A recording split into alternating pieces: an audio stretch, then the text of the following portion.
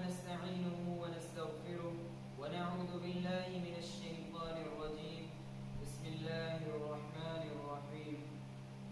لائق صدق کریم سامعین کرام، اللہ عز و جل جو ہم سب کے خالق و مالک ہیں، اس خالق و مالک پر ایمان رکھنا اور اسے سچی محبت کرنا کسی انسان کی سب سے بڑی خوش نصیبی ہوتی ہے. اس اللہ پر ایمان اور اسے سچی محبت رکھنے کے لیے اللہ نے کم و بیش 1,24,000 پیغمبر بھیجے. ان پیغمبروں کے ساتھ اللہ نے اپنی کتابیں بھی نازل فرمائی اور سب سے آخری نبی جناب محمد رسول اللہ صلی اللہ علیہ وسلم پر اپنی آخری کتاب قرآن مجید کو نازل فرمایا. قرآن مجید کے آنے کے بعد سابقہ تمام کتب منسوخ سمجھی جائیں گی.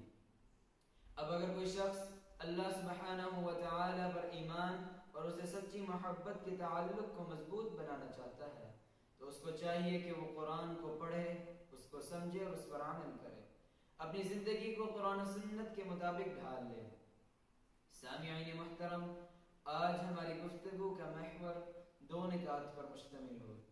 پہلے نکات کے 2 جز ہوں گے: عقیدہ کیا ہے اور توحید کیا ہے.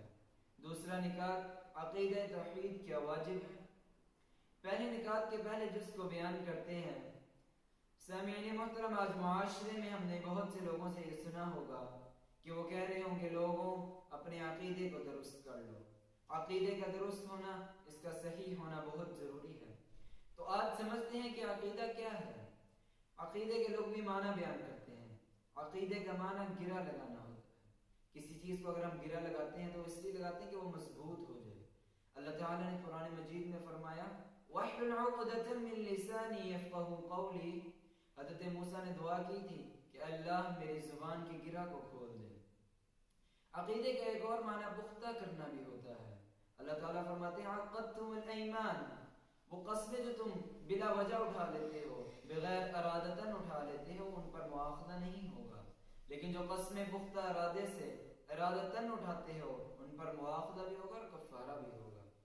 عقیدے کا ایک اور معنی مضبوط کرنا بھی ہوتا ہے اور اس کا ایک اور معنی یقین کرنا بھی ہوتا ہے. فرمایا عقدۃ النکاح. یہ نکاح کی گرہ میں اس یقین کے ساتھ باندھ رہا ہوں کہ اس کا میرا ساتھ تا حیات رہے گا. اس کا میرا ساتھ چند لمحوں کے لیے نہیں بلکہ زندگی کی آخری سانس تک گزاروں گا. اور مومن تو یہ بھی کہتا ہے کہ ہو سکا تو جنت میں بھی ساتھ رہوں گا. عقیدے کی اصطلاحی تعریف علماء نے کچھ یوں کی ہے: ما عقد عليه القلب والضمير وما تدين به الانسان واعتقده.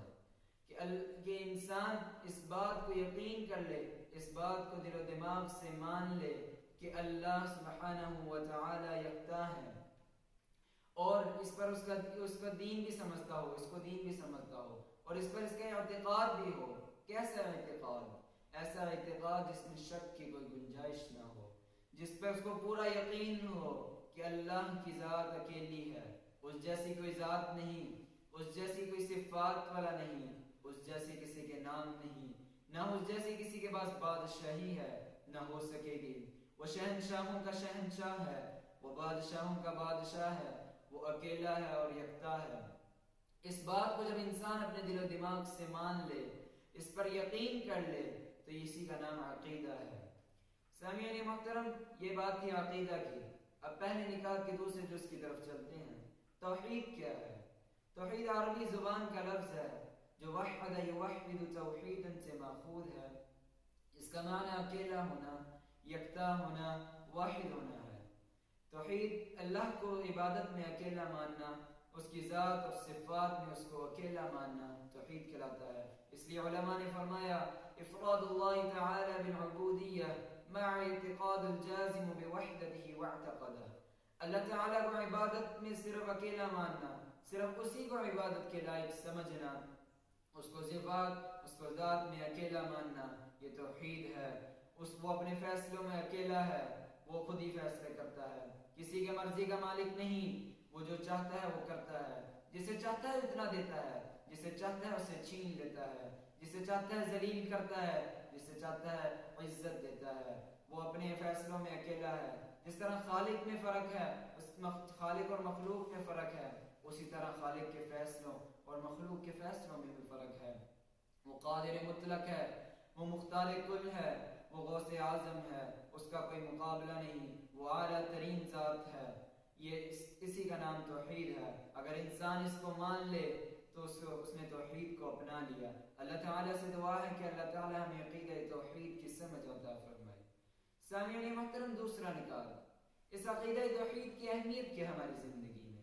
یہ کیا واجب ہے؟ کیا اس کو اپنانا، اس پر عمل کرنا کیا ضروری ہے کہ اگر کر لیا جائے تو ٹھیک، نہ کیا جائے تو کوئی بات نہیں؟ اس کو سمجھنے کے لیے ایک دلیل کی ضرورت ہے۔ اللہ تعالیٰ قرآن میں فرماتے ہیں وَمَا خَلَقْتُ الْجِنَّ وَالْإِنسَ إِلَّا لِيَعْبُدُونَ، اور نہیں میں نے جن و انس کو پیدا کیا مگر صرف اپنی عبادت کے لیے۔ یہاں دو باتیں ہیں، ایک عبادت کرنا، دوسری صرف میری عبادت کرنا۔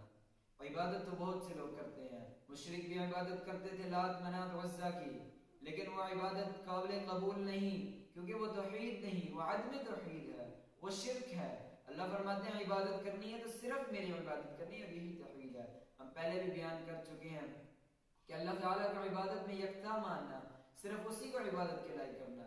یہاں بھی اللہ وہی فرما رہے ہیں وَمَا خَلَقْتُ الْجِنَّ وَالْإِنسَ إِلَّا لِيَعْبُدُونِ، يعبدونی کی نیچے کسرہ ہے جو اس بات کی دلیل ہے کہ اللہ اپنی طرف اشارہ کر رہے ہیں کہ عبادت صرف میری عبادت کرنی ہے۔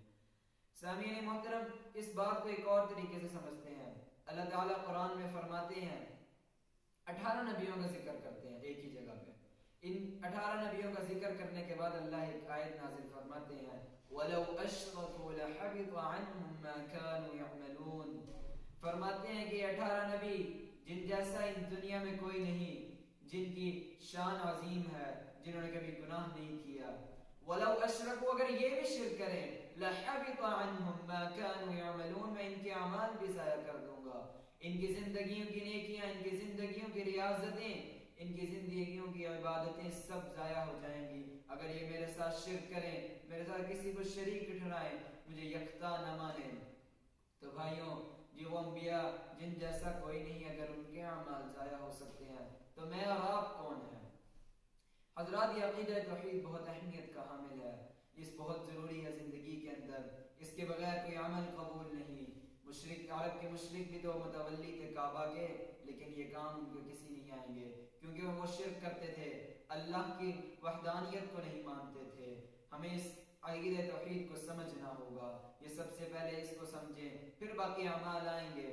اسی کو سمجھنے کے ساتھ ساتھ ہم باقی تمام بھی اعمال کرتے رہیں تو انشاءاللہ کامیابی ہمارا مقدر ہوگی۔ اللہ تعالیٰ ہم نے جو سنایا اس پر عمل کرنے کی توفیق عطا فرمائے، ہمیں صحیح معنوں میں عقیدہ توحید کو سمجھنے کی توفیق عطا فرمائے، ہمیں ہم سے اپنے دین کا کام لے لے، ہم سب کو جنت الفردوس عطا فرمائے، جہنم کی سے آزادی عطا فرمائے، اور اس دنیا میں مشکلات ہیں ان سے نجات فرمائے۔ اللہ تعالی ہم سب کو دین کی سمجھ بوجھ عطا فرمائے۔ وما توفیق الا باللہ۔ السلام علیکم ورحمۃ اللہ وبرکاتہ۔